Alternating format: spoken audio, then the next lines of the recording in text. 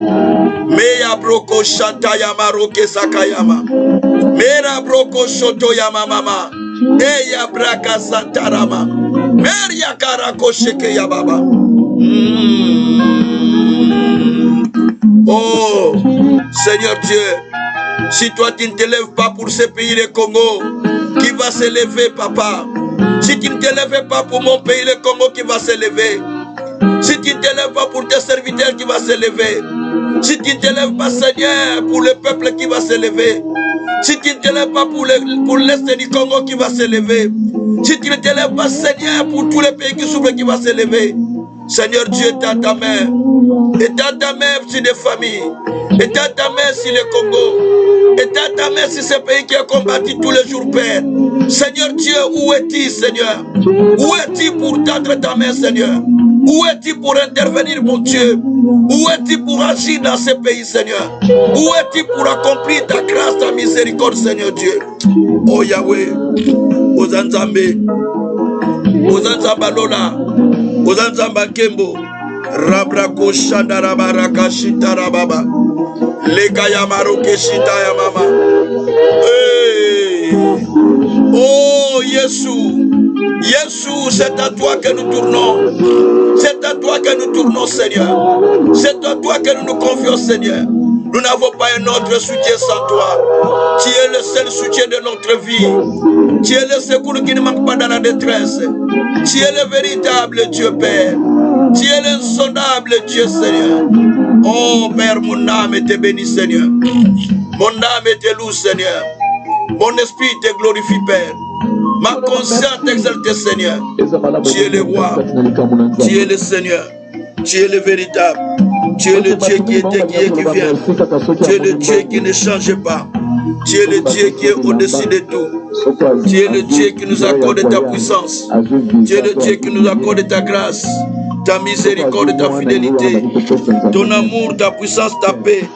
Rabrako Shintarababa, Rebreko Shintarababa, Iyababarako Shintarababa, Iyababarandaraka Shikrabarandaraka, Rubroko Shintarababaraka, Rebreko Shintarababa, Rebreko Shintarababa.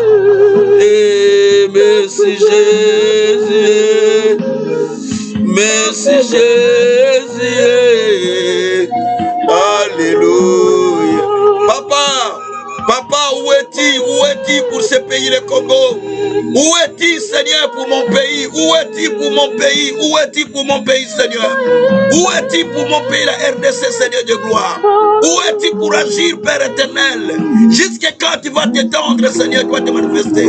Jusqu'à quand tu vas te révéler, Seigneur? Pendant que les gens meurent, pendant que les gens souffrent, pendant que les gens pleurent. Seigneur, où es-tu, Seigneur?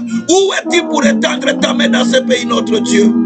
Oh la brako shakaya mareka, masekaya marokeria maroke sakarama, rebreko shatarama, ea babaraka shitarama, ea babarako shitarama, rebreko shitarababa, rebreko shitarababa. Yandara babara kushitara baba. Rekata ya kosakaya manokeya. Maresa katareka sakatabaru. Rindari ya kora kosakara mama. Esa broko toko sakayama. Mere abroko shikayama mareke sakayama. Menderi ya broko sandari ya mareke sakayama. Eh Yesu. Yesu ne laisse pas. Yesu n'abandonne pas. Yesu ne laisse pas mon pays, Seigneur. Ne laisse pas la RDC, Seigneur. Étends ta main pour qu'il y ait la paix, la paix, la paix. Étends ta main des signes et des merveilles. Étends ta main de paix dans ce pays, Seigneur. Toi qui relèves la nation, Père éternel. Quand les gens te cherchent dans le vrai, même s'il y a un seul juste, Seigneur, toi tu sauves, tu tiens dans ta parole. S'il y a un seul juste, toi tu sauveras le pays. Éternel Dieu, je te prie, Père, de tourner tes regards vers notre pays. De tourner tes regards vers notre pays, Seigneur. Pour que la paix s'installe, Seigneur. Pour que la paix s'installe, mon Dieu. Rabroko Shakayama. Mesandara Kotakaya Broko Shikaria. Esatamana Rekeyabu. Shikayama Reke Sakayama. Lesakata Roke Shakayama. Merikarako Shekeyama.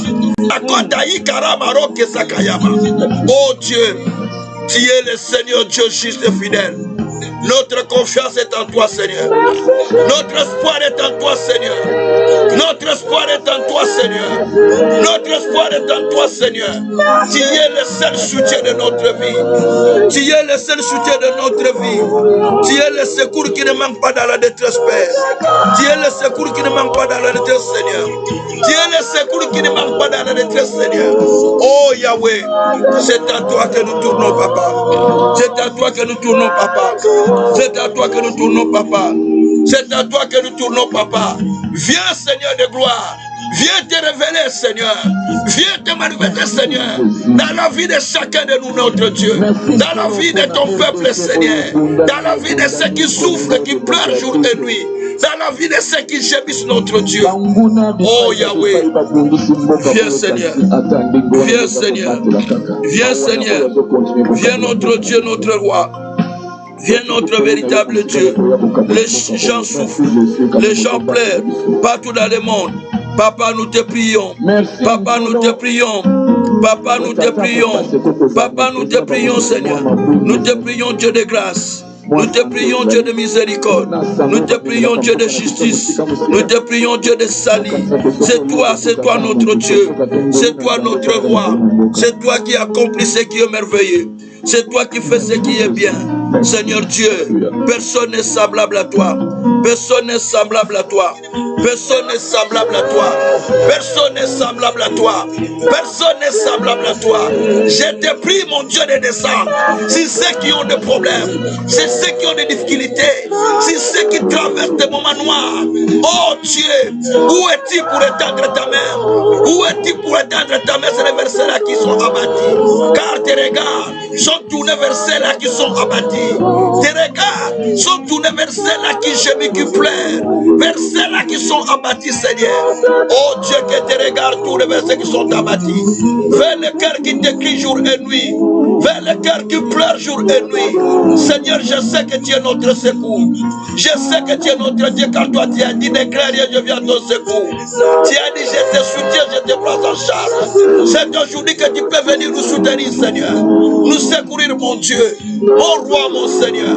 Tu es juste et fidèle. Tu es véritable Dieu. Tu es le Seigneur Dieu de gloire. Tu es le Seigneur Dieu d'amour. Shabrako sakaya mareke. Rezakata maroke shakaraba. Marebreko shoko yabara. Mazenderi yakarako sheke yaba. Oh alléluia. Oh alléluia. Oh alléluia. Oh alléluia. Oh alléluia. Marabroko shabraka sakaraba. Ezabraka shatayama. Sendere babarako shitarababa. Esikaya babaraka. Ishitaya maraka sataya. Marikari ako sakaya marareke. Adebreko sakaya mararu. Merci Seigneur. Merci mon Dieu. Merci mon roi. Merci mon véritable. Merci Saint. Merci Seigneur. Merci Dieu de grâce. Merci Dieu d'amour. Reka sakatamana. Lezakaya broko shikayama. Merci Seigneur. Au nom de Jésus. Merci Seigneur. Jésus-Christ. Gloire et louange à toi notre Seigneur. Jésus-Christ. Alléluia. Alléluia. Alléluia. Alléluia. Tu es le souverain. Tu es le Dieu de grâce. Tu es le Dieu d'amour. Tu es le Dieu de justice. Tu es le Dieu de miséricorde. Tu es le Dieu de salut. Oh Dieu, merci. Merci pour ce que tu as accompli. Merci pour ta grâce. Merci pour ta faveur. Merci pour ce temps que tu nous amènes devant toi. Sois adoré, Seigneur. Sois loué, mon Dieu, mon roi. Sois glorifié, le Tout-Puissant. Sois magnifié, le Seigneur Dieu de grâce. Merci, Dieu du ciel. Merci, Dieu d'amour. Merci, Dieu de justice. Merci, Dieu de paix. Toi qui donnes la vie. Là où, Seigneur, les gens n'ont pas la vie. Toi qui donnes la vie, Seigneur, la respiration. Toi qui restaures la vie des gens. Toi qui conduis ton peuple dans ta justice, dans ta grâce et dans ton amour. Je te célèbre, Père. Je te loue, mon Dieu. Que t'élève le Créateur du ciel et de la terre. Béni soit-il notre Dieu. Béni soit-il notre Seigneur. Que tu sois élevé, que tu sois loué, que tu sois magnifié infiniment dans les siècles des siècles. Au nom de Jésus-Christ. Amen. Que Dieu soit loué. Nous allons directement passer à notre enseignement de ce soir. Nous avions commencé cela hier déjà. Nous avions expliqué un enseignement très profond qu'on a commencé depuis longtemps, mais qu'on va finir aujourd'hui. Et qu'on a parlé sur les caractères. On a beaucoup expliqué ça. Et hier, on a expliqué une partie qui consistait au caractère du chrétien face à l'Église et au dehors. Le caractère que le chrétien doit avoir vis-à-vis de sa communauté et vis-à-vis de ceux qui sont au dehors. J'ai expliqué ça hier déjà profondément et je vais juste reprendre là où je me suis arrêté pour continuer et clôturer et prier, pour ne pas retourner encore en arrière. Gloire soit rendue au Seigneur. Hier, j'ai expliqué beaucoup de choses. J'ai expliqué d'abord la vie chrétienne, qui n'est pas une histoire, mais qui est une vie expérimentale, une vie d'expérience. C'est une vie d'expérience avec le Seigneur, où nous devons faire des expériences.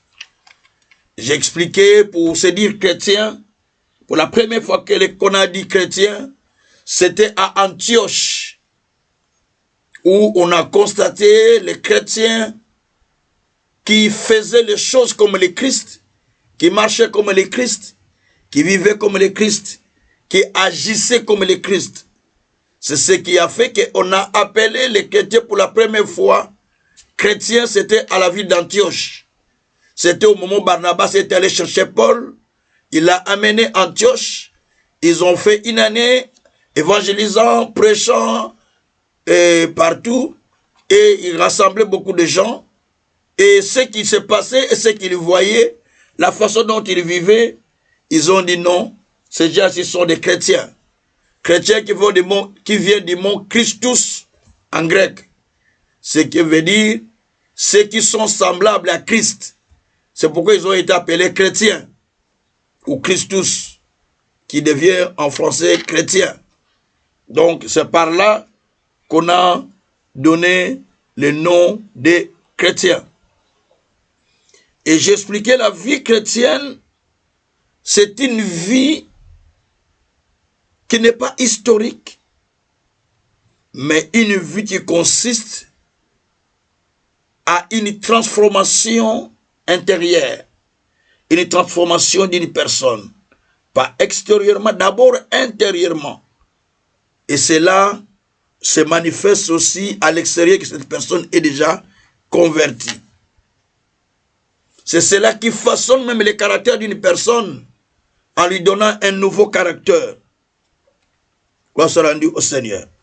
C'est pourquoi hier, j'ai donné les sources du caractère du chrétien. J'ai donné 4 sources d'où le chrétien tire son caractère. J'ai parlé, les premières sources, c'est Jésus lui-même qui est un modèle. C'est pourquoi on nous appelle chrétiens, parce que nous ressemblons à lui. Donc, c'est lui qui est notre modèle, parce que la Bible nous dit dans Philippiens 2, verset 5, et le modèle et les sentiments plutôt qui étaient en Jésus-Christ. Donc nous devons avoir les sentiments qui étaient en Christ. Quels sont ces sentiments? Continuez à lire à partir du verset 5, 6, 7, jusqu'au verset 11. Quand vous lisez Philippiens 2, verset 5 jusqu'à 11e verset, vous allez voir là-bas, on nous explique qu'il était Dieu, il ne s'est pas fait égal à Dieu. Il s'est humilié. Donc il avait le caractère d'humilité. Il est descendu, il a pris la forme des hommes, la forme des serviteurs, alors qu'il était Dieu. Donc il s'est humilié jusqu'à aller mourir à la croix. Cette dimension-là du Christ. Il a aimé les gens qui l'ont haï, mais il les a aimés. Ça, c'est la dimension que Jésus nous a montrée. C'est par lui que nous tirons d'ailleurs notre modèle. Jésus-Christ est notre premier modèle. Et la parole de Dieu, c'est la deuxième source. C'est par elle que nous sommes régénérés selon 1 Pierre 1, verset 3. Nous sommes régénérés. Par la parole de Dieu, bien sûr, que nous avons été régénérés. Au verset 22, la Bible dit que nous avons été régénérés par une semence incorruptible. Cette semence incorruptible, c'est la parole de Dieu. Donc tout cela, ça montre que le Seigneur est avec nous lorsque nous appliquons sa parole et lui aussi, il s'applique. Que Dieu soit loué. Et puis j'ai expliqué aussi hier, à part la parole, l'Église et l'enseignement que l'Église donne crée un caractère sur le peuple. Il faut faire attention à l'enseignement de votre Église. S'il est mauvais, ça va créer aussi un mauvais caractère en vous. Et puis j'ai parlé de pères comme des leaders, des pasteurs, qui sont aussi la source des caractères des chrétiens. Parce qu'ils tirent les caractères au travers de leurs pasteurs. Ils copient les modèles au travers de leurs pasteurs. Et ça aussi c'est un élément à tenir. Nous avons lu tous ces versets hier. Ésaïe 51, on nous dit, verset 2, regardez votre père Abraham, lui seul je l'ai béni. Donc parce que en regardant le père, on reçoit un modèle. C'est pourquoi Isaac a copié son père. Son père avait menti à propos de sa femme qu'il était sa sœur, bien qu'il était sa demi-sœur. Mais il a dit au roi, c'est ma sœur. Et on a voulu prendre sa femme. Et plus tard, quand le Seigneur avait révélé que c'était la femme du serviteur, le roi a dit, mais pourquoi tu nous as fait ça? Il dit, j'ai eu peur parce que je sais qu'on ne craint pas Dieu ici. Mais sinon, c'est ma sœur. Voyez? Mais son fils aussi a fait la même chose. Parce qu'il a copié ça de son père. Il a présenté Rebecca comme c'était sa sœur, alors que c'était sa femme. Vous voyez, toutes ces choses-là sont des éléments, quand vous les regardez, sont des éléments qui nous donnent quand même l'éclairage spirituel pour comprendre que même au travers d'un père, tu copies déjà un caractère. Quand tu regardes ton père, ce qu'il fait, quand tu regardes ton passé, ce qu'il fait, si tu n'es pas quelqu'un qui a la crainte de Dieu, s'il ne marche pas dans la crainte, toi aussi tu marches comme lui.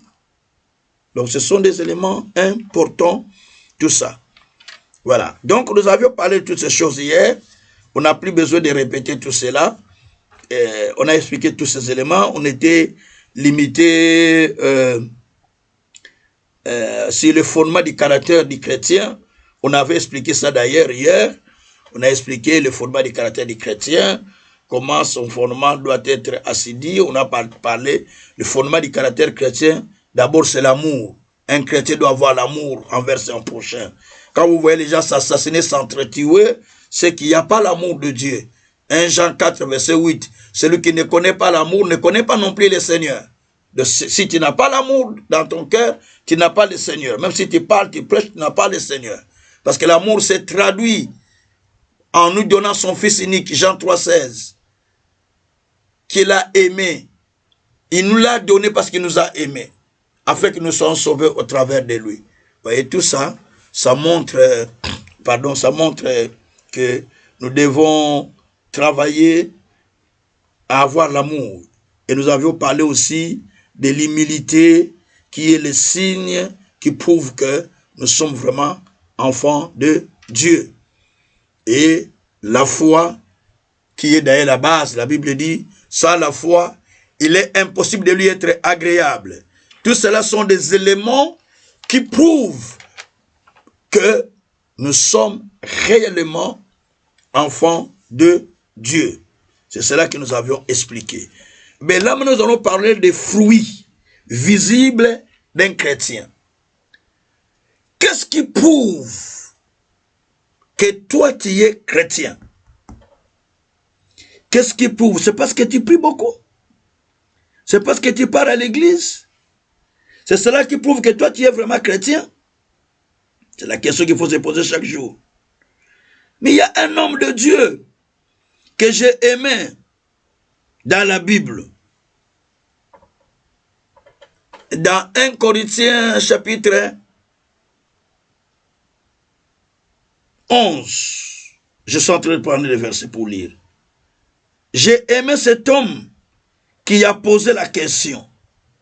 1 Corinthiens chapitre 11 à partir du verset 23. C'est l'apôtre Paul. Il a posé des questions qui étaient très importantes. Attendez. 1 Corinthiens 11. Allez, 11. Je vais aller au 2 Corinthiens, je pense. Attendez. Voilà, 2 Corinthiens. Je vais prendre 2 Corinthiens. C'est 2 Corinthiens. Je prends 2 Corinthiens, chapitre 11, à partir du verset 23 en tout cas. Voilà, je suis là. 2 Corinthiens, à partir du chapitre 11, à partir du verset 23. Parce que ici, le sous-thème que nous allons prendre, le fruit visible dit chrétien. Le fruit visible d'un chrétien. Ce n'est pas le fait de dire je prie, je prêche, non. Ce n'est pas intéresse Dieu. Mais les fruits visibles doivent être réels. Surtout quand on est serviteur de Dieu. Ici, l'apôtre Paul est en train de dire, dans le 2e livre de Corinthiens, au chapitre 11, au verset 23, sont-ils ministres de Christ? Je parle en homme qui extravague. Je le suis plus encore par les travaux, bien plus par les coups, bien plus par les emprisonnements, bien plus souvent en danger de mort. 5 fois j'ai reçu des Juifs, 40 coups moins 1. 3 fois j'ai été bâti de verges. 1 fois j'ai été lapidé. 3 fois j'ai naufragé. J'ai fait naufrage. J'ai passé un jour et une nuit dans l'abîme. Fréquemment en voyage. J'ai été en péril sur le fleuve. En péril de la part des brigands. En péril de la part de ceux de ma nation. En péril de la part des païens. En péril dans des villes. En péril dans le désert. En péril sur la mer. En péril parmi les frères. J'ai été dans le travail, dans la peine, exposé à de nombreuses veilles, à la main et à la soif, à des jeûnes multipliés, au froid et à la nudité. Verset 28, sans parler d'autre chose, je suis assiégé chaque jour par les soucis que me donnent les églises, qui tombent, non, qui est faible, et que je sois faible, qui viennent à tomber et que je ne brille. Regarde, l'apôtre Paul est en train de faire une remarque à propos des serviteurs de Dieu. Il dit, ces gens sont-ils vraiment ministres de Dieu? Ils sont vraiment serviteurs de Dieu? Moi, je le suis. Il dit comme ça, moi, je le suis. Il dit, je le suis par beaucoup de choses. Il commence à expliquer les choses pour lesquelles il prouve qu'il était ministre.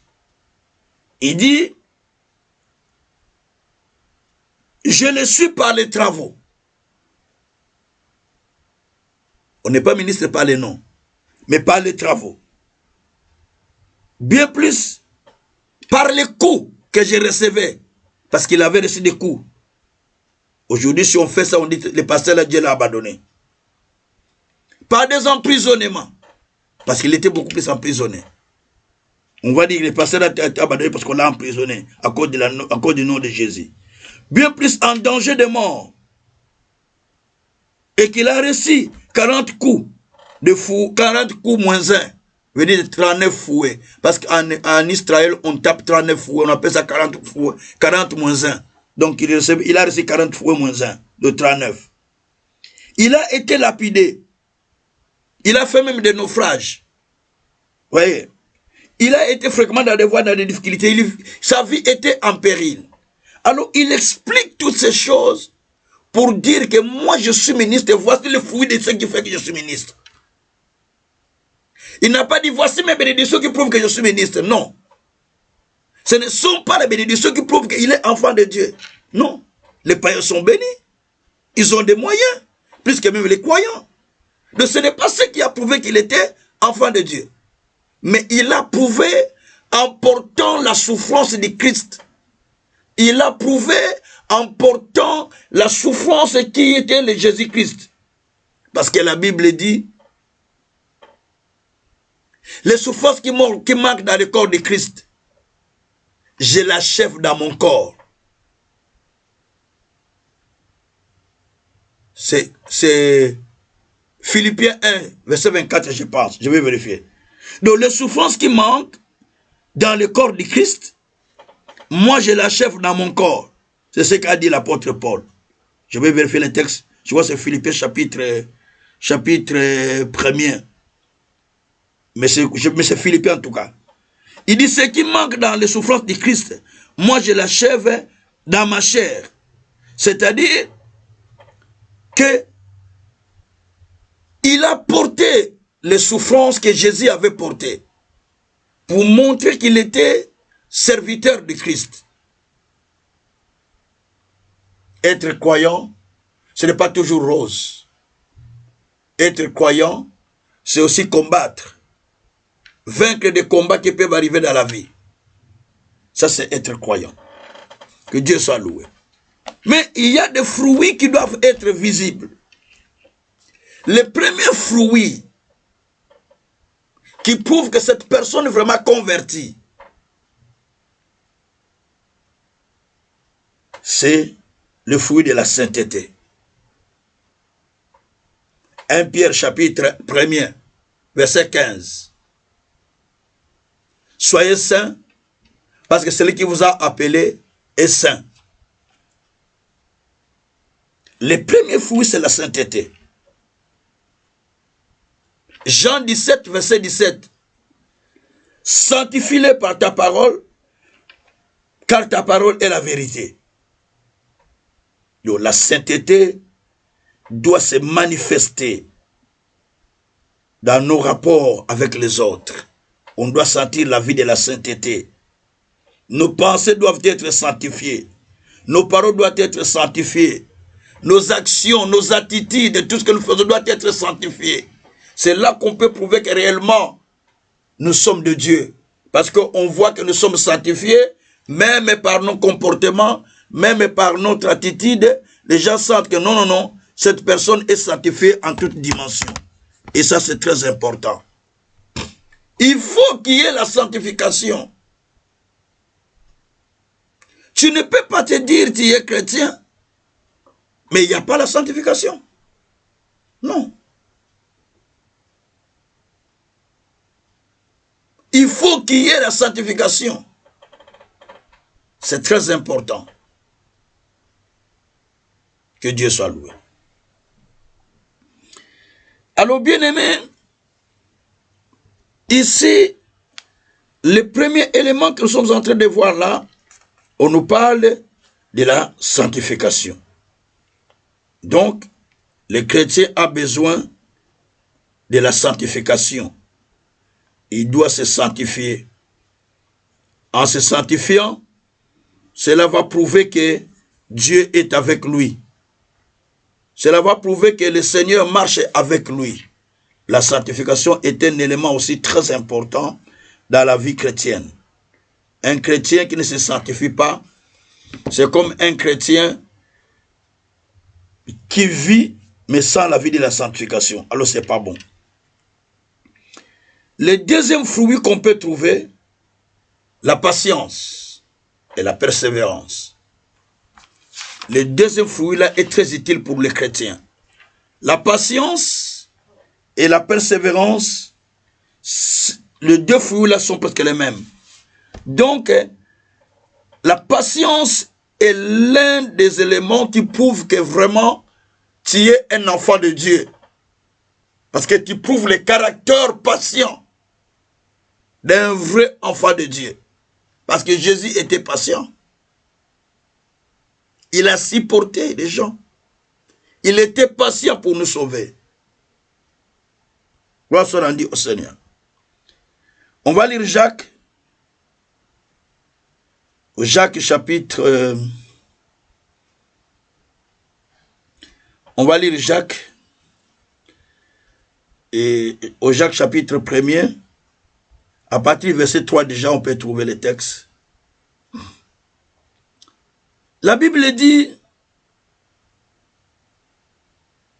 Je vais commencer à partir du verset 1er. Je vais aller premier jusqu'au verset 3. Jacques chapitre 1er. Je prends le premier verset jusqu'au 4e verset. Mes frères, regardez comme un sujet de joie complète les diverses épreuves auxquelles vous pouvez être exposés. Sachant que l'épreuve de votre foi produit la patience. Mais il faut que la patience accomplisse parfaitement son œuvre, afin que vous soyez parfaits et accomplis, sans faillir en rien. Écoutez ce que dit l'apôtre. Il dit, mes frères, regardez comme un sujet de joie complète les diverses épreuves qui vous arrivent. Prenez ça comme un sujet de joie, sachant que l'épreuve doit venir. Quand l'épreuve vient, elle produit la foi. Et votre foi produit la patience. Parce que la foi produit la patience. La Bible dit dans Habakkuk, au chapitre 2. La Bible dit, écrit la prophétie. Elle est déjà à son temps.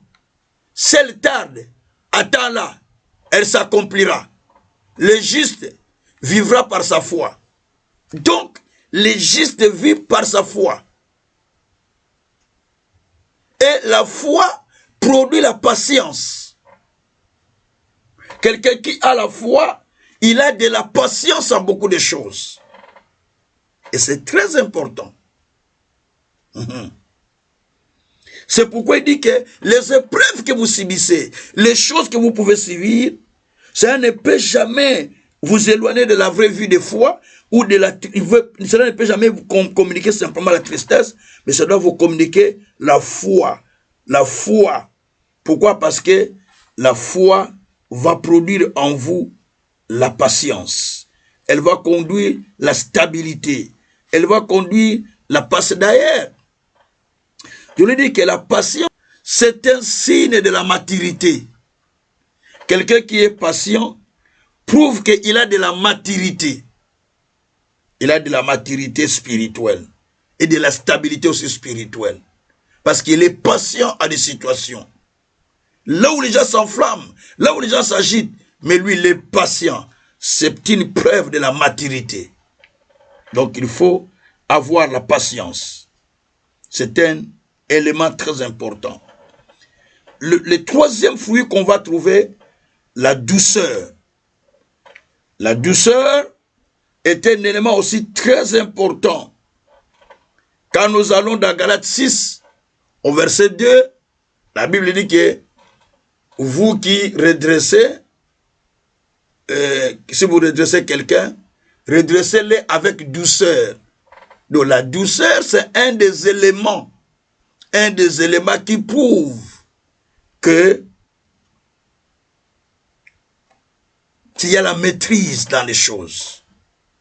Oui, la douceur prouve la maîtrise dans les choses. C'est pourquoi, dans Ésaïe 30, verset 15, jusqu'au 16e verset d'ailleurs, la Bible dit, c'est par le calme que sera ton salut. C'est par la tranquillité que sera ta délivrance. Donc c'est pas la tranquillité que les choses s'arrangent. C'est pas le calme que les choses s'arrangent. C'est pas quand tu es agité. C'est pas quand tu parles. C'est pas quand tu cries. Dans le calme, les choses s'arrangent. C'est un signe qui prouve aussi la maturité. Tu es calme. Tu ne parles pas. D'ailleurs, la Bible dit, dans Amos 5, verset 13, pour des temps comme celui-ci, les sages se taisent. Parce que la maturité t'amène à se taire. Gloire soit rendue au Seigneur. Et Jésus a dit, venez vous tous qui êtes fatigués, chargés, je vous donnerai du repos. Prenez mon joug, car il est léger. Matthieu 11, verset 28 et 29.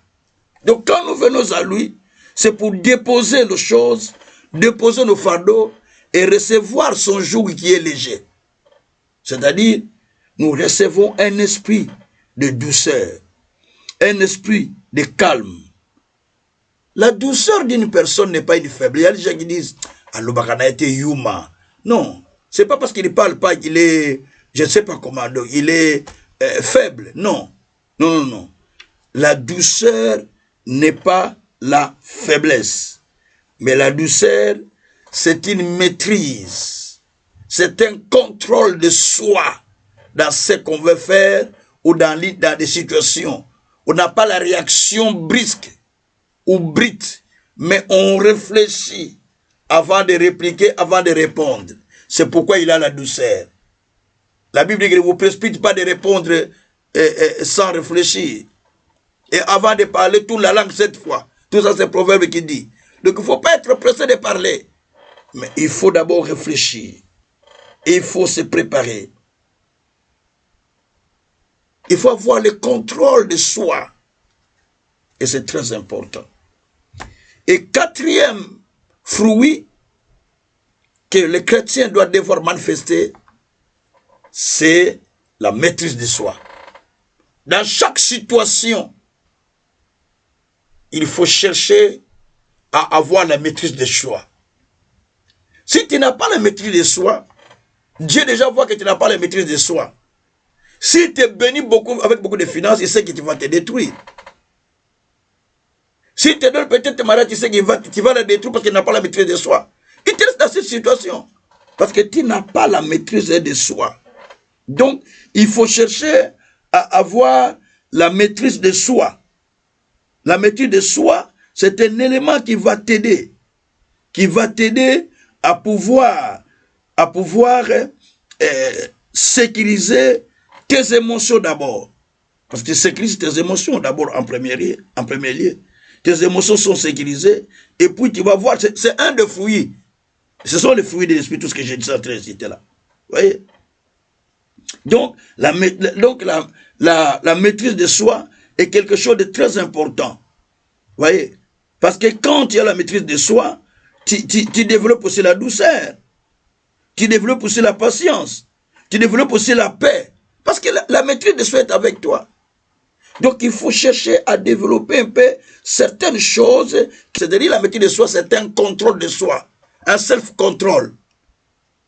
Tu contrôles tes émotions. Tu ne t'enflammes pas. Tu ne t'emportes pas. Donc il faut que ce genre de fruits soient manifestés dans la vie du chrétien. Et la compassion, comme le Christ lui-même qui avait la compassion. La compassion doit être manifeste. La Bible dit, Matthieu 9, verset 35, je pense. Jésus, 35 et 36. Jésus, voyant la foule qui était abattue et languissant, il fut rempli de la compassion. Ou il fut émis de la compassion. Avoir la compassion pour les autres. Quelqu'un qui souffre, quelqu'un qui a des problèmes, quelqu'un qui a des difficultés. Ce qui m'étonne, les chrétiens n'ont pas de compassion. C'est vraiment étonnant. Il faut avoir la compassion de l'autre. Tu ne l'entends pas. Tu sais qu'il a une difficulté. Tu dis, problème n'a rien. Hein? C'est son problème. Non. En tant que chrétien, nous devons prendre son problème à cœur, priant pour lui. S'il faut les conseiller, nous les conseillons. S'il faut prier, nous prions. Parce qu'il a un problème. Donc nous devons avoir de la compassion pour les autres. Regarde comment il paraphrase était. Colossiens 4, versets 12 à 13. Épaphrase, qui est des vôtres, il ne cesse de prier pour vous, et c'est de Laodicée, jour et nuit. Je vous le confirme, il a de la sollicitude pour vous, ou il a de la compassion pour vous. Lui, il avait de la compassion. Donc, quelqu'un qui a la compassion, il n'aime pas voir les gens en difficulté. Il n'aime pas voir les gens en problème. Il compatit à leur malheur. Il compatit à leurs problèmes. Il compatit à leurs difficultés. C'est ce que nous attendons du Seigneur. C'est ce que nous attendons du Seigneur. Il doit compatir. Gloire soit rendue au Seigneur. Et sixième, l'intégrité et l'honnêteté. Ça, ça manque beaucoup dans l'église. Ça manque beaucoup. Je dis que ça manque beaucoup dans l'église. L'honnêteté, il n'y en a pas beaucoup dans l'église. Donc, vous allez remarquer que les gens aujourd'hui ne sont plus honnêtes et ne sont plus intègres. Donc, c'est difficile. Les chrétiens que vous voyez dans des églises, vous les voyez seulement comme ça, mais laisse-lui l'argent. Vous allez vous étonner. Donc, on voit qu'il n'est pas intègre. On vous demande l'argent pour l'église. Donnez l'argent, nous voulons acheter telle chose pour l'église. On a donné l'argent à l'église, mais cet argent n'a pas fait ce travail pour lequel on a demandé. De ce manque d'intégrité et manque de notre honnêteté. La Bible nous dit, je vais lire le texte, Proverbe 20, verset 7. Dans Proverbe 20, au verset 7, je suis dans le texte. Le juste marche dans son intégrité et ses enfants après lui.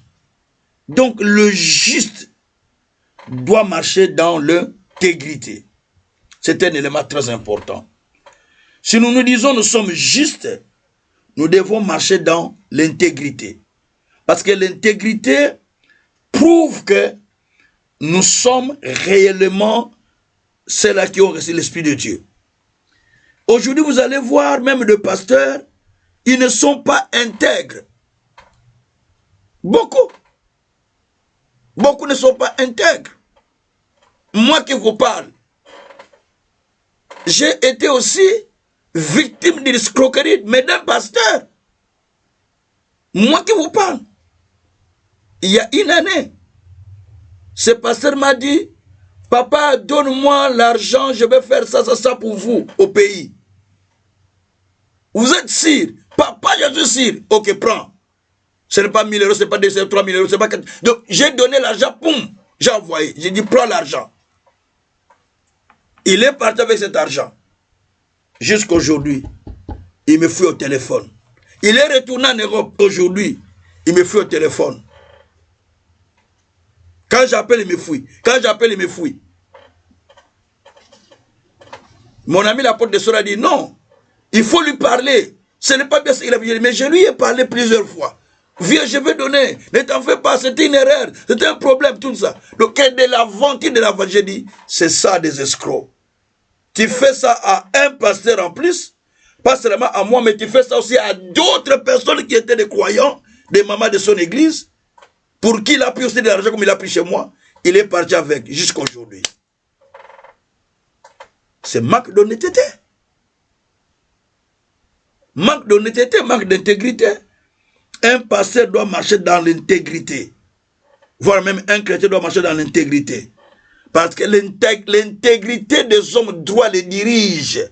Du Proverbe 11, verset 3. L'intégrité des hommes droits les dirige. Si tu es un homme droit, ton intégrité va te diriger.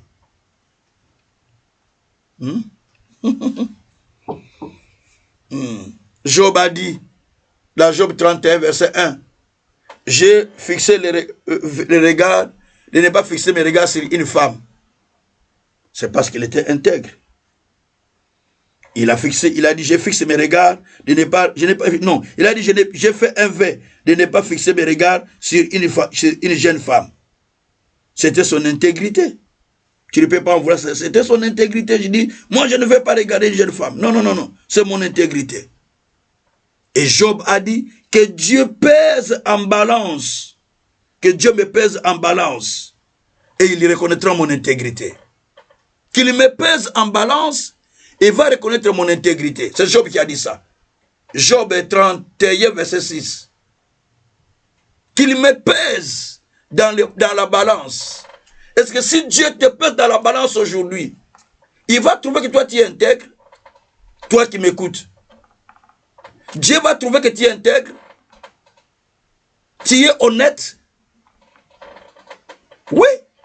Mais le dimanche, tu étais à la prière. Tu étais à l'église. Mais dès que tu sors, tu as repris tout ce que tu avais vomi. Hein? C'est ça les chrétiens d'aujourd'hui. Ils ont encore le cerveau encore des chiens. Ou le cerveau le cœur des chiens. Je ne parle pas de cerveau. Ils ont encore le cœur des chiens. Et le cœur de la truie, dit la Bible. C'est la Bible qui dit, c'est pas moi, Pierre. Il dit que le cochon, après vous être lavé, ou le porc, la truie après être lavé, il retourne encore dans la bourbier où il était, ou dans la boue où il était. Les chiens, après avoir mangé, après avoir vomi, il récupère ce qu'il a vomi. C'est ce que dit Pierre 3. C'est-à-dire que tout cela montre que le chrétien, il va à l'église, il a prié la journée, on a béni la journée par leur pasteur, mais il retourne à la maison. Comme il n'a pas été à l'église, c'est comme le canard qui est tombé dans l'eau, il sort, brrr, il n'y a plus de l'eau dans son corps. C'est comme ça ce sont les chrétiens aujourd'hui. Pourquoi? Parce que la parole ne fait plus d'effet dans leur vie, à cause des caractères. C'est le caractère qui fait ça. Donc le caractère, ce n'est pas un enseignement à jouer. C'est un enseignement fort où vous devez travailler votre caractère parce que la parole de Dieu peut ne pas faire d'impact dans votre vie à cause de votre caractère. Que Dieu soit loué. Que Dieu soit loué. Donc il faut que vous appliquez l'intégrité parce que l'intégrité d'une personne le soutient. Dieu nous soutient à cause de notre intégrité. Psaume 41, verset 13. David a dit, soutiens-moi. Dieu me soutient à cause de mon intégrité. Donc, Dieu nous soutient à cause de notre intégrité. Vous voyez? Et celui qui marche dans l'intégrité, il y marche avec assurance. Proverbe 10, verset 9. Si tu marches dans l'intégrité, tu marches avec assurance.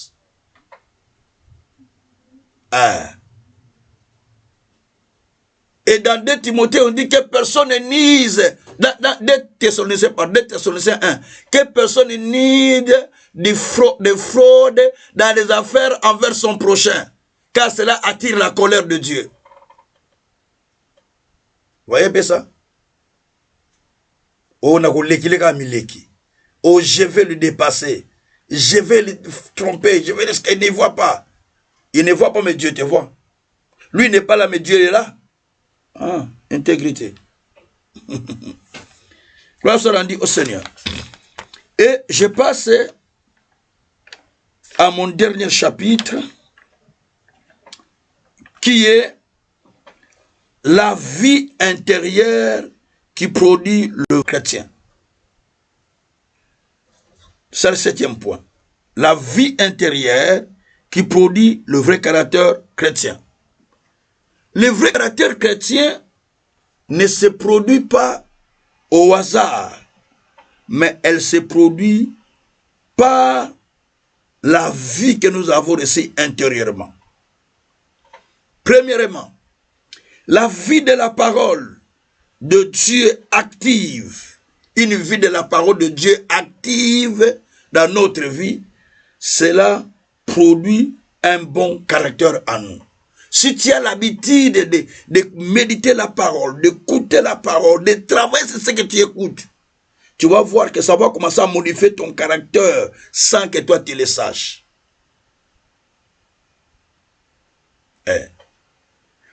David a dit dans Psaume 119, à partir du verset 97 ou 97, il a dit que je médite ta parole. Il se sert de la parole comme il a trouvé du trésor. Comme j'ai trouvé des butins. Donc il prenait la parole comme il a trouvé des butins. Comme il a trouvé de l'or. Comme il a trouvé quelque chose de meilleur. Je vais lire le texte. Parce que la parole de Dieu, c'est elle qui peut façonner une personne. Mais si vous n'avez pas l'habitude maintenant de lire ou d'écouter, comment vous allez façonner votre vie? Comment vous allez changer votre comportement? Comment vous allez changer vos caractères? Ce n'est pas possible. La Bible dit, pour Psaume 119, verset 93 ou 93, « Je n'oublierai jamais tes ordonnances, car c'est par elles que tu me rends la vie. » Maintenant, je pars au verset 97 ou 97. « Combien j'aime ta loi, elle est tous les jours l'objet de ma méditation. Tes commandements me rendent plus sage que mes ennemis.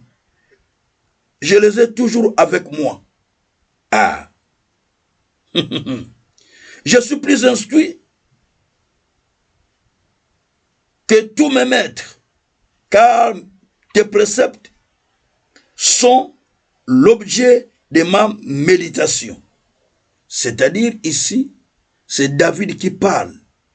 Il dit que il aime la loi de l'Éternel. Elle est tous les jours l'objet de sa méditation, cette loi. Et le commandement de Dieu lui rend plus sage. Et ce commandement est avec lui tous les jours.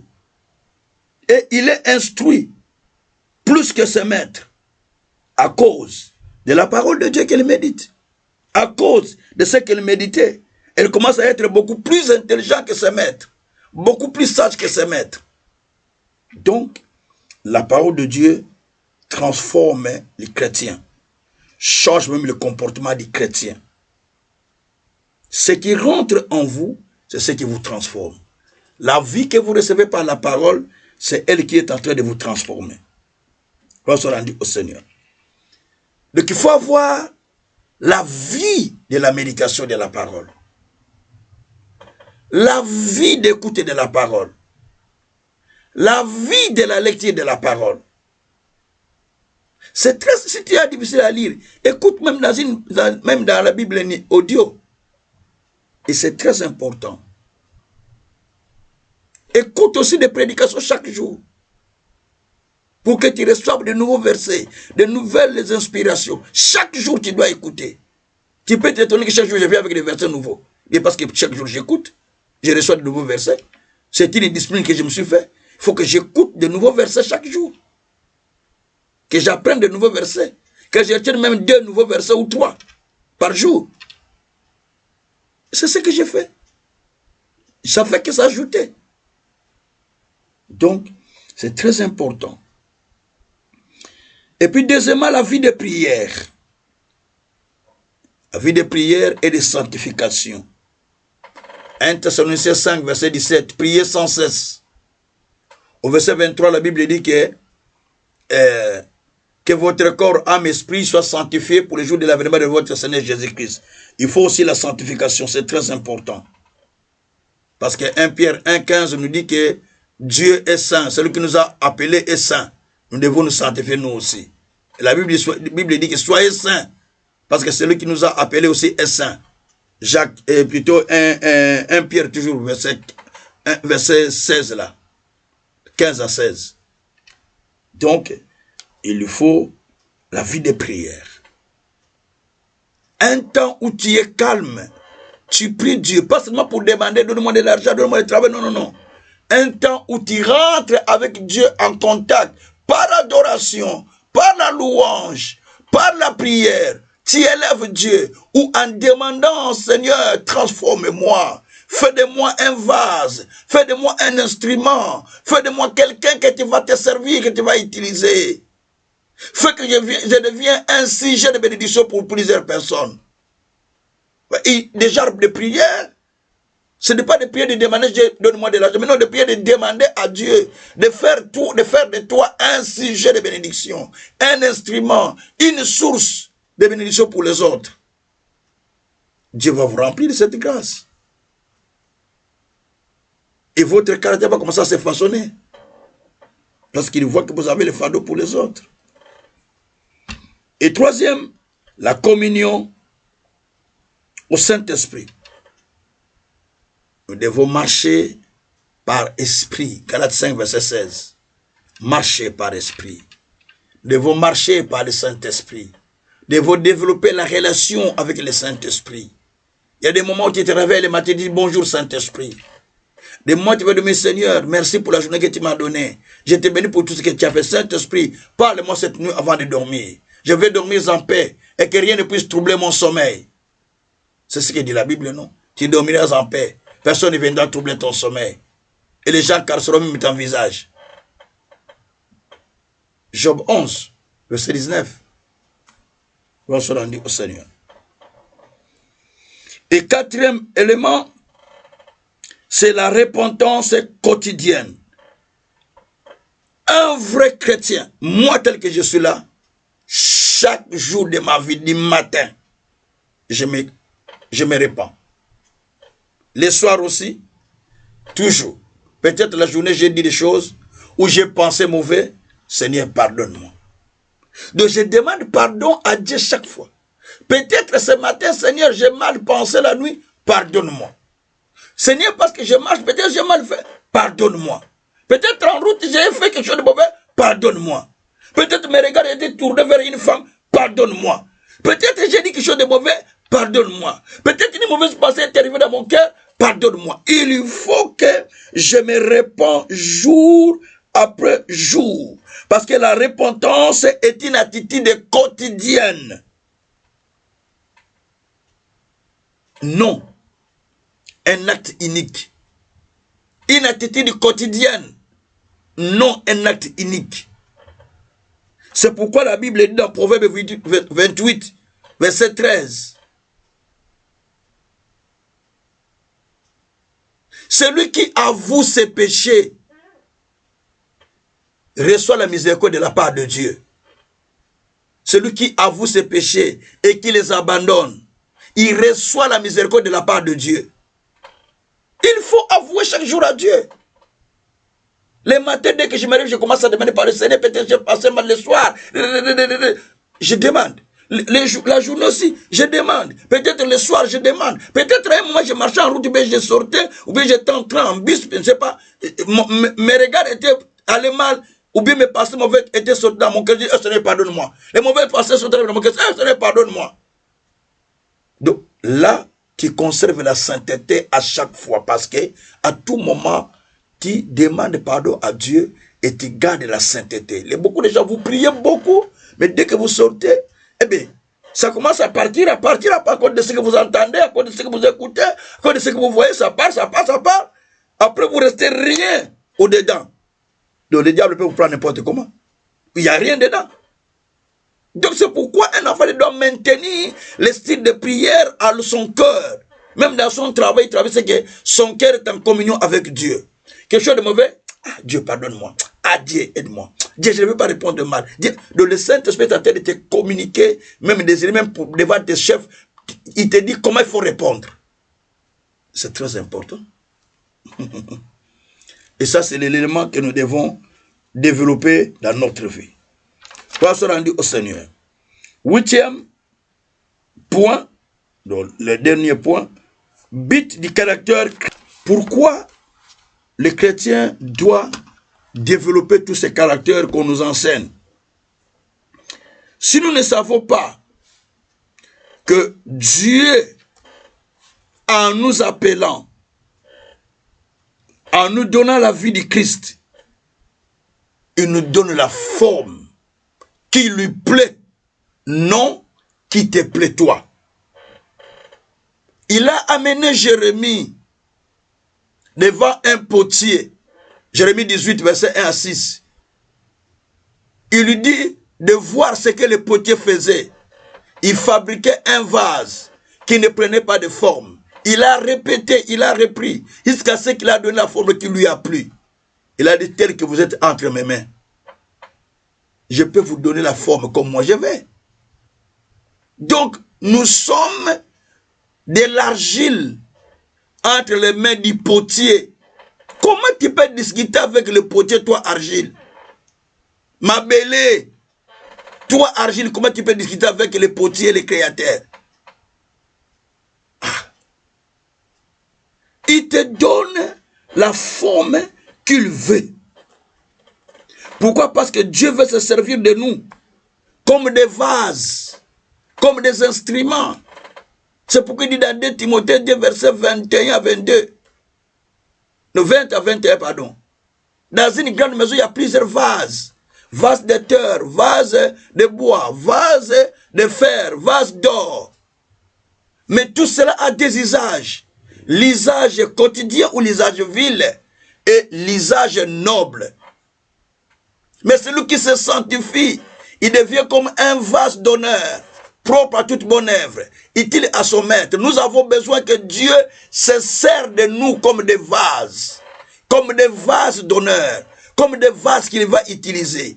Nous avons besoin qu'il se serve de nous comme des vases. Très important. Très encore important.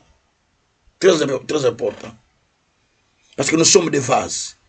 C'est pourquoi il y a raison pour laquelle Dieu veut que nous puissions développer des caractères véritables des enfants de Dieu. Il y a au moins 4 buts. Les 4 buts que je devais parler, c'est cela qui pousse Dieu à ce que nous puissions avoir nous puissions modifier nos caractères. Le premier but, c'est pour que nous reflétons Christ dans le monde. Puisque nous voulons refléter le Christ dans le monde. Donc Dieu veut que nous puissions avoir les caractères qui reflètent véritablement le Christ dans le monde. Dans Matthieu chapitre 5, au verset 16, il dit que nous sommes la lumière du monde. C'est Christ qui a dit ça. Vous êtes la lumière du monde. Donc nous sommes la lumière du monde. Si nous sommes la lumière du monde, ce qui veut dire que nous devons avoir un comportement de la lumière. La lumière est claire. Même là où il est ténèbre, quand on allume, elle est claire. Et il dit que nous sommes une ville située sur une montagne qui ne peut pas se cacher. Donc nous sommes, partout où tu passes, les gens te regardent. Sans que toi tu le saches. Parce que tu es une ville qui est au-dessus de la montagne. Les gens ont tendance de te regarder partout où tu passes. Alors, la Bible dit dans le verset 16, que votre lumière luise ainsi devant les hommes, afin qu'ils voient vos bonnes œuvres et qu'ils glorifient votre Père dans les cieux. Il faut que les gens voient vos bonnes œuvres. Votre lumière doit briller, qu'on voit vos bonnes œuvres pour que les gens glorifient Dieu. Gloire soit rendue au Seigneur. Ça, c'est le premier but, parce que vous êtes la lumière du monde. N'oublie pas que nous sommes des vases que Dieu va utiliser. Gloire soit rendue au Seigneur. Et puis, deuxième but, c'est pour témoigner la vie de Dieu qui est en nous. Galates 2, verset 20. Si je vis, ce n'est plus moi qui vis, c'est Christ qui vit en moi. Je vis par la foi de celui qui vit et qui est ressuscité. Celui qui est mort et ressuscité. Jésus-Christ. Donc, nous témoignons la vie de Dieu en nous. Quand les gens nous voient, quand on nous appelle des chrétiens, ce n'est pas un titre. Ce n'est pas un titre religieux. C'est une vie que nous devons manifester. Parce que nous avons reçu la vie de Dieu et nous les témoignons au dehors. C'est pourquoi il a dit que vous êtes mes témoins. Ou vous serez mes témoins. En Judée, en Samarie, jusqu'aux extrémités de la terre. Acte 1, verset 8. Nous sommes les témoins du Christ.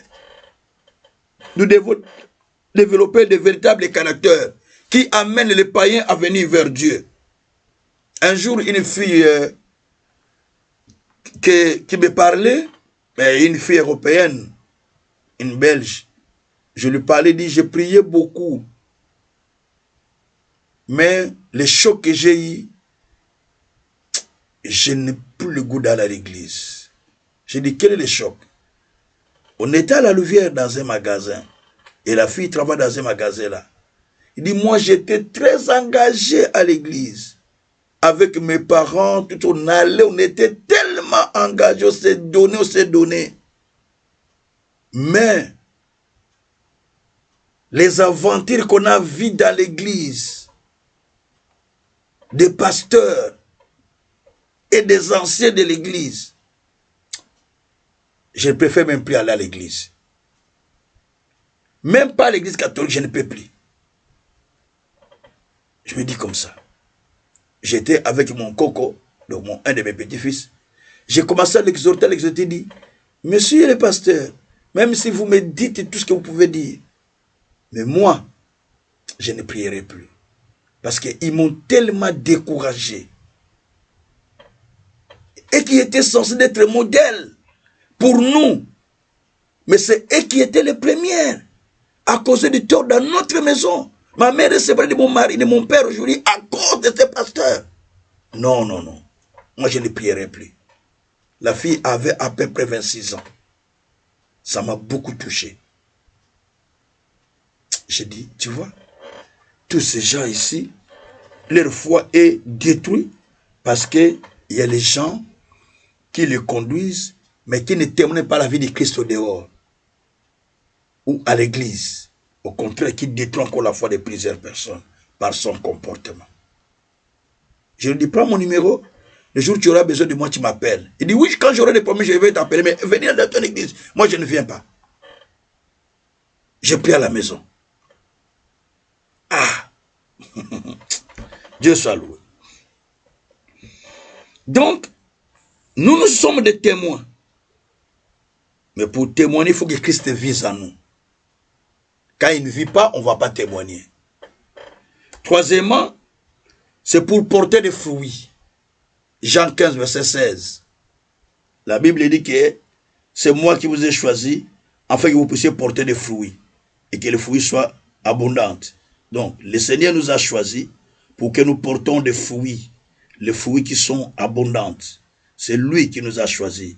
Ce n'est pas nous qui l'avons choisi, mais c'est lui qui nous a choisis. Il a dit, ce n'est pas vous qui m'avez choisi, mais moi je vous ai choisi, je vous ai établi, afin que vous alliez et que vous portez du fruit, et que le fruit demeure, afin que ce fruit demeure, afin que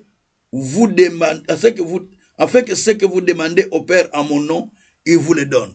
Donc, ici Jésus veut que nous puissions porter des fruits, et que ces fruits demeurent en nous. Il faut qu'on voie les bons fruits en vous en tant que chrétien. C'est important. Quand il n'y a pas de fruits, les gens ne vont plus croire en vous. Et quatrièmement, 4 buts, c'est pour devenir des vases prêts pour être utilisés par Dieu. Comme j'ai dit 2 Timothée 2, verset 20 à 21. Il y a plusieurs vases, les vases de bois, de terre, de fer, d'argile, mais des usages. Ce qu'on utilise régulièrement et qu'on appelle ça les vases viles, les vases viles, pardon, et ce qu'on utilise pour des occasions nobles, qu'on appelle les vases d'honneur. La Bible dit si quelqu'un se sanctifie, il devient un vase d'honneur. Ça veut dire qu'il faut mener une vie de sanctification pour devenir un vase d'honneur. Une vie de la parole, une vie de la crainte de Dieu, une vie de quelqu'un qui obéit à la parole, une vie de quelqu'un qui marche avec. Ce n'est pas le problème de dire je suis pasteur, je suis apôtre, ça ce sont des titres. Mais de Dieu nous sommes tous égaux. Hein? Mais ce qui importe chez Dieu, que tu marches dans la crainte, que tu marches dans l'obéissance, que tu marches dans l'intégrité. C'est ça ce qui prie. C'est pas, moi je prie beaucoup, je prie beaucoup. Oui, mais tu pries beaucoup. Proverbe 28, verset 9 dit quoi? Quand quelqu'un détourne son oreille aux lois de Dieu, sa prière même devient comme une malédiction, non? Alors, donc, ça ne sert à rien de faire tout ça. Dieu veut que nous devenions des vases. Nous devenons des vases, parce que Dieu a besoin de vases. Il veut nous transformer en vases. 1 Corinthiens 4, verset 1. Vous êtes les dispensateurs des diverses grâces de Dieu. Nous sommes les administrateurs des diverses grâces de Dieu. Et 2 Corinthiens 4, verset 7 dit que nous sommes, 2 Corinthiens 4, verset 7 nous dit que nous sommes des vases qui portons les trésors de Dieu dans notre terre. Nous sommes des vases de Dieu qui portons les trésors, qui est la parole, qui est la vie de Dieu. Donc il faut qu'au dehors, qu'on sente que ces gens ici ont vraiment Dieu. Gloire soit rendue au Seigneur. Alors, comme conseil, nous devons faire attention. Notre attitude peut varier, mais notre caractère ne peut être modifié par la parole que de Dieu. Notre attitude peut varier, mais nos caractères se modifient que par la parole de Dieu. C'est pourquoi nous devons prier pour le changement intérieur en présentant à Dieu nos défauts. Seigneur, voici mes défauts. Seigneur, voici mes difficultés. Seigneur, voici comment je suis. Ne parle pas seulement de tes problèmes, mais présente à Dieu tes défauts que tu sens que tu as de tels défauts. Dieu, ce caractère, je n'arrive pas. Ça, je n'arrive pas. Ça, je ne sais pas. Ça, je ne sais pas. Je ne suis pas obéissant. Je ne suis pas comme ça. Donc, tu parles à Dieu tout ce que tu sens que toi-même, tu sais que toi, ce que tu as. Seigneur, aide-moi. C'est ce que David faisait. David ne priait pas seulement, donnez-moi. David présentait ses faiblesses à Dieu. Lisez les psaumes. Lisez tous les psaumes, vous allez comprendre comment David faisait des prières. Il lui présente de ses faiblesses. Il lui présente de ce qu'il est. Donc, il lui présente à Dieu. Quand il a pris la femme de Hiri, après que l'homme de Dieu est venu lui annoncer que toi tu as pris la femme de tout ça, il a demandé pardon. Il a commencé à prier, à pleurer, à prier. Dieu lui dit, l'enfant là va mourir. David est allé en jeûne et prière, de jeûne et prière, parce qu'il a compris qu'il a fait mal fait. Il faut présenter à Dieu. Comment les gens se sentent que toi tu es un problème? Moi je suis bien, je n'ai pas de problème. Je n'ai jamais eu de problème. Seulement c'est lui, seulement c'est elle. Dieu n'aime pas d'ailleurs ça. Ça c'est comme les pharisiens qui sont venus, les pharisiens et les scribes qui sont venus faire demander à Jésus de prière. L'un a dit, moi je paye mes dîmes chaque semaine, je paye mes dîmes, je prie 3 fois par semaine, je gêne, je paye mes dîmes régulièrement, ainsi de suite, j'obéis à tous les commandements. Je ne suis pas comme lui là, les scribes là, je ne suis pas comme lui. L'autre scribe a dit, Seigneur, moi je ne suis pas digne, je suis pécheur, mais pardonne-moi. La Bible dit, il a écouté celui qui a dit pardonne-moi. Celui qui disait que je fais mes dîmes, je paie mes dons, je paie mes dîmes, je paie ceci. Moi, je ne suis pas un problème. Je n'ai pas un problème avec Dieu. Moi, d'ailleurs, je suis... Dieu dit, toi, je ne t'écoute pas. Mais il a écouté celui qui a dit que je n'ai pas de problème avec Dieu. Tu vois? Pourquoi? Parce qu'il était humble. Donc, dans la prière, il faut présenter à Dieu ses faiblesses. Demandez pardon à Dieu chaque fois. Afin de conserver votre connexion au Saint-Esprit. Romains 8, verset 26. Je ne sais pas quoi demander dans mes prières. Mais dis mon esprit de soupir avec des soupirs, prie avec des soupirs inexprimables. Le Saint-Esprit vous aide à prier. Et puis parlez à votre vrai vous. C'est dire que je dis ça. Hein? C'est difficile quand je dis ça. Parlez à votre vrai vous. Parce que vous avez un vrai vous au-dedans de vous. Parlez à votre vrai vous, à votre personne intérieure, de se soumettre au commandement de Dieu, de se soumettre à la parole de Dieu. Job 36, verset 11. S'ils se soumettent, ils terminent leur vie dans le bonheur. Donc, parlez à votre vraie vie, à votre vrai vous, de se soumettre. Parce qu'en vous, il y a la personne intérieure qui lutte contre vous-même. Voyez. Priez pour vos proches. Priez pour vos caractères. Priez en demandant un cœur qui supporte tout. Colossiens 3, verset 13. Demandez à Dieu de vous donner un cœur qui supporte. Priez pour les autorités. Priez pour les magistrats. Priez pour ceux qui nous dirigent. Priez pour des pasteurs. Romains 13, verset 1 jusqu'au verset 6. Priez pour tous ces gens-là. C'est important. Ça, c'est le caractère d'un vrai chrétien. Visitez les malades dans des hôpitaux. C'est le Jacques 1. La vraie religion consiste à rendre malades, visite aux malades dans des hôpitaux. Et dans des prisons aussi. Et à soutenir ceux qui sont faibles dans leurs difficultés. Développez l'hospitalité. Recevez les gens qui manquent. Ça, c'est la vie chrétienne. Ça, c'est la vie que j'ai menée toute ma vie. J'ai vécu avec les gens que j'ai pris passer par là, passer par là. J'ai fait grandir beaucoup de jeunes qui aujourd'hui sont des papas, des mamans avec leurs enfants. Et les enfants m'appellent papy. Mais parce que j'ai encadré leurs parents. Je les ai eus comme des jeunes. Je les ai pris comme mes enfants. Des filles et des garçons. Je les ai éduqués à les faire marier. Leurs enfants savent que les papas de leurs parents, c'est moi, papa Kazin. Il y a certains qui ne savent même pas. Certains savent, certains ne savent pas. Parce que j'ai usé de l'hospitalité dans ma vie. J'ai vécu dans une maison d'une seule chambre. Mais j'ai reçu une famille qui était au moins 8 personnes. La maman et les enfants et les autres. J'ai dit, venez, prenez la maison. Moi, je vais dormir dans l'église. D'abord, j'ai commencé à dormir au salon. J'ai vu que ça n'allait pas avec, il y avait beaucoup de monde. J'ai commencé à dormir à l'église. J'ai laissé la maison. L'hospitalité. Je n'avais rien pour faire ça. Je n'étais pas riche pour faire ça. Non. Une maison d'une seule chambre. Mais j'ai laissé à une famille pour aller vivre dans l'église. Mais les pasteurs titulaires avaient les moyens plus que moi. Moi, j'étais le 3e pasteur. Mais moi, j'ai pris la femme là, à la maison.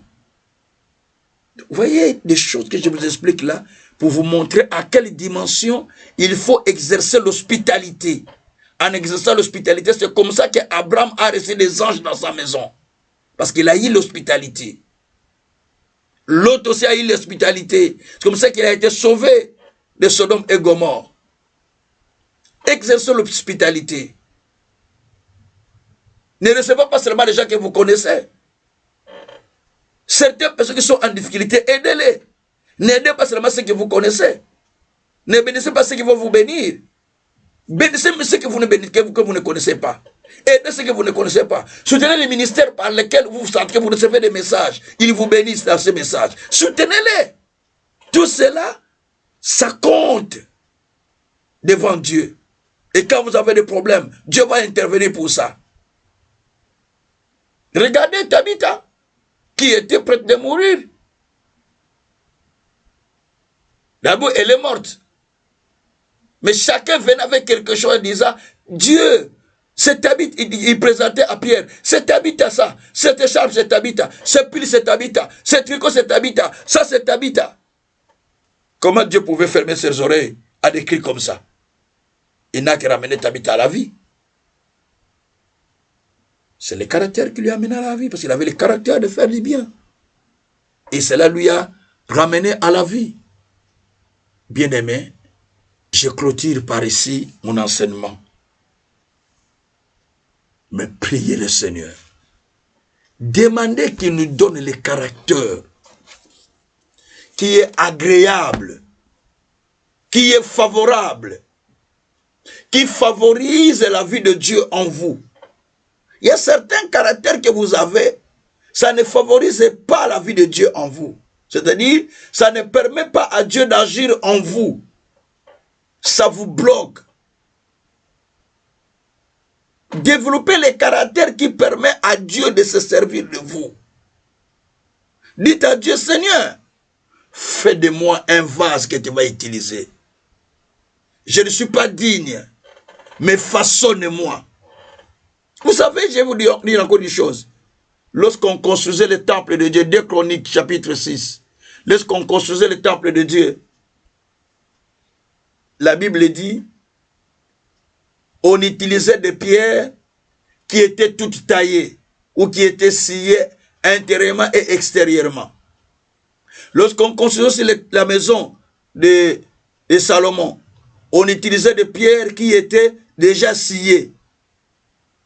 La Bible dit c'est pourquoi il n'y avait pas de bruit pendant la construction, ni bruit de fer, ni bruit de hanches, parce que les pierres étaient taillées déjà bien avant. Nous sommes des pierres. La Bible dit que nous sommes des pierres vivantes.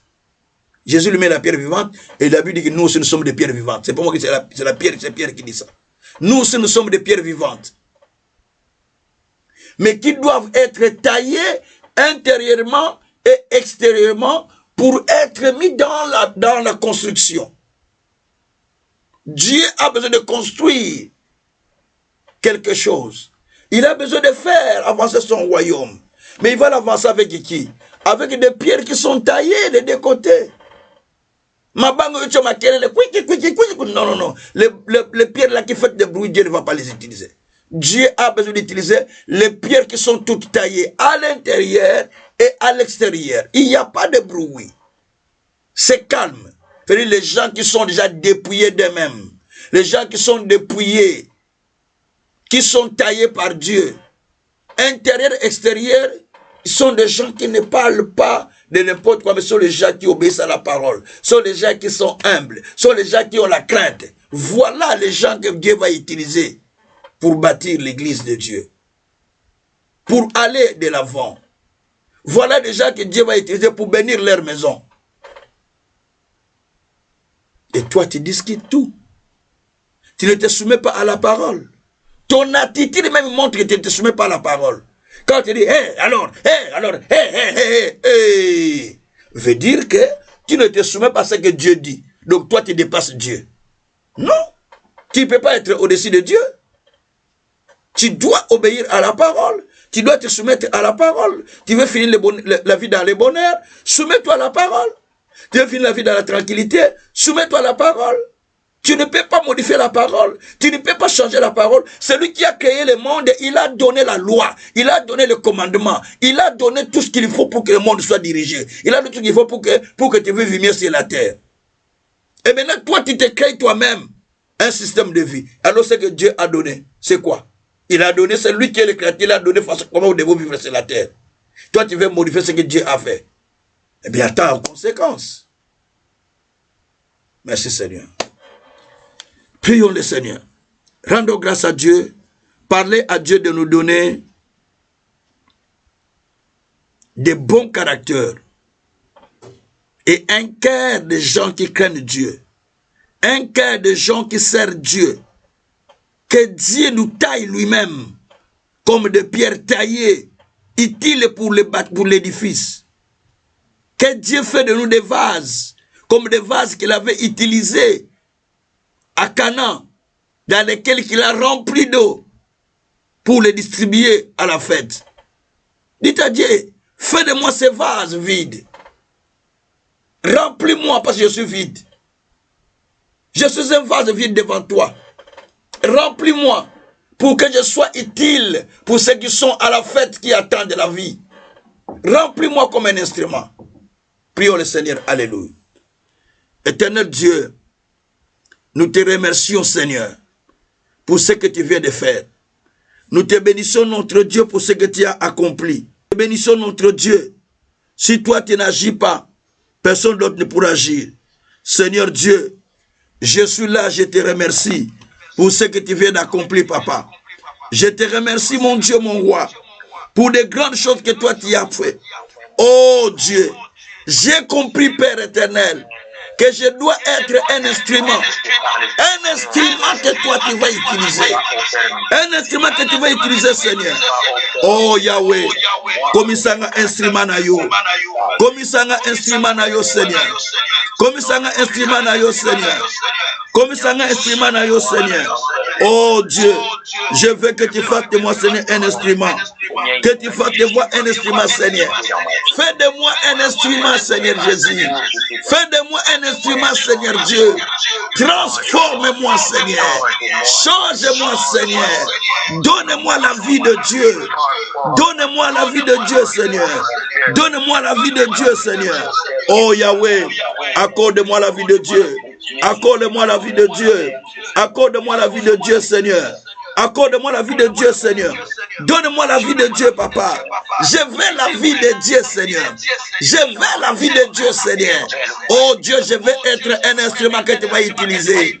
Un instrument que toi, tu vas te servir. Je suis un vase vide. Je suis un vase vide.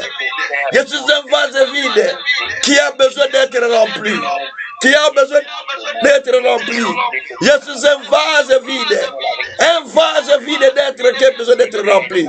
Papa, remplis-moi. Papa, remplis-moi de la grâce. Remplis-moi de la faveur. Remplis-moi de tout, Papa. Seigneur, je viens à toi comme un vase vide. Je viens à toi comme un vase vide. Je viens à toi comme un vase vide. Tu as besoin, Seigneur, de me remplir. Seigneur, remplis-moi. Seigneur, remplis-moi. Je suis un vase vide.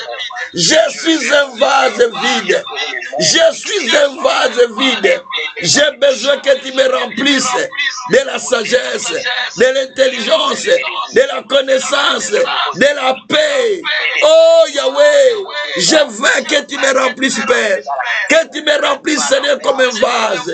Un vase que toi tu as besoin. Un vase que toi tu attends, Seigneur.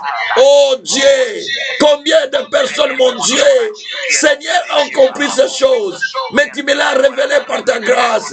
Ce n'est pas parce que je suis supérieur, mais Père, je ne suis que rien. Grâce à toi que j'ai appris ces choses. Grâce au Saint-Esprit que je peux marcher avec toi. Oh, le Saint-Esprit de Dieu, je sais que tu es là. Je sais que tu es là, Saint-Esprit. Je sais que tu es là, Saint-Esprit. Je sais que tu es là, Saint-Esprit. Je sais que tu es là, Saint-Esprit. Fais de moi qu'un vase, Saint-Esprit. Fais de moi qu'un vase, Saint-Esprit. Fais de moi qu'un vase, Saint-Esprit. Oh, l'Esprit de Dieu, l'Esprit de grâce, l'Esprit d'amour, l'Esprit de justice. Fais de moi un vase. Fais de moi un vase. Fais de moi un vase, cher Saint-Esprit. Fais de moi un vase, cher Saint-Esprit. Fais de moi un vase, cher Saint-Esprit. Par le nom de Jésus. Par le nom de Jésus. Par le nom de Jésus. Par le nom de Jésus. Merci parce que tu fais de moi un vase. Merci parce que tu me donnes un caractère agréable pour l'avancement du royaume. Merci parce que tu m'utilises pour un instrument, Seigneur. Sanctifie-moi, Père. Sanctifie-moi, Seigneur. Sanctifie-moi, Seigneur. Fais de moi ton instrument, Seigneur. Fais de moi ton vase que tu utilises, Seigneur. Un vase de Dieu. Un vase de Dieu. Un vase de Dieu. Je veux être un vase. Je veux être un vase, Seigneur. Oh, je suis vide, Père éternel. Oh, je suis vide, Seigneur Dieu. Remplis-moi comme un vase. Remplis-moi comme un vase, Seigneur. Remplis-moi comme un vase, Seigneur. Merci, mon Dieu, parce que tu l'as fait. Béni soit-tu notre Dieu. Béni soit-tu notre Seigneur. Béni soit-tu notre véritable Dieu. Au nom puissant de notre Seigneur. Alléluia. Alléluia. Yabarako Shebai. La sakatara broko shitara baba. Mezabraka shatara baba. Merci Seigneur. Parce que tu fais de moi un vase. Parce que tu fais de moi un vase éternel. Merci mon Dieu, mon roi. Merci mon Seigneur. Par le nom de Jésus. Merci Seigneur. Jésus-Christ. Alléluia. Alléluia. Éternel Dieu, je te loue pour ce que tu as fait. Je te remercie pour ta bonté, pour ta justice infinie, pour ta miséricorde. Nous avons été enseignés profondément du caractère Et nous avons compris que cela avait de la place dans notre vie chrétienne. Car, Seigneur, tu veux que nous puissions développer les caractères dignes des enfants de Dieu. Les caractères dignes de ceux qui servent le Christ. C'est la raison pour laquelle aujourd'hui on nous appelle des chrétiens. Car ceux qui nous ont précédés ont marché comme toi, ont fait des choses comme toi. Voilà pourquoi à Antioche, pour la première fois, on les appela des chrétiens. Les gens qui étaient semblables à Christ. Nous voulons être semblables à toi. Car toi, tu as dit, tel que je suis, tel que vous êtes sur la terre. Tu as dit, vous tous qui écoutez la parole, vous êtes de Dieu. Seigneur, nous voulons, Père, te rassembler. Nous voulons, Père, marcher avec toi. Nous voulons, Père, accomplir ta volonté, te servir dans ta justice. Oh Saint-Père, merci pour ce que tu as fait. Sois adoré, sois loué, dans les siècles des siècles. Au nom puissant de notre Seigneur Jésus, nous avons ainsi prié, nous disons, gloire et louange à toi notre Seigneur Jésus-Christ. Amen. Que Dieu soit loué, que Dieu soit loué. Merci beaucoup, merci beaucoup. Que Dieu continue à vous bénir en tout et surtout par le nom de Jésus-Christ. Continue à suivre nos cours. Là, nous allons reprendre à partir du week-end prochain, parce que demain, nous avons simplement la prière qu'on fait chaque lundi, et puis le vendredi, on va prendre notre nouveau cours, le deuxième programme. Que Dieu puisse vous bénir en suivant ces enseignements. Ça va vous amener beaucoup plus loin et ça va vous aider à marcher dans la crainte du Seigneur. Soyez bénis au nom de Jésus-Christ. Amen. Merci.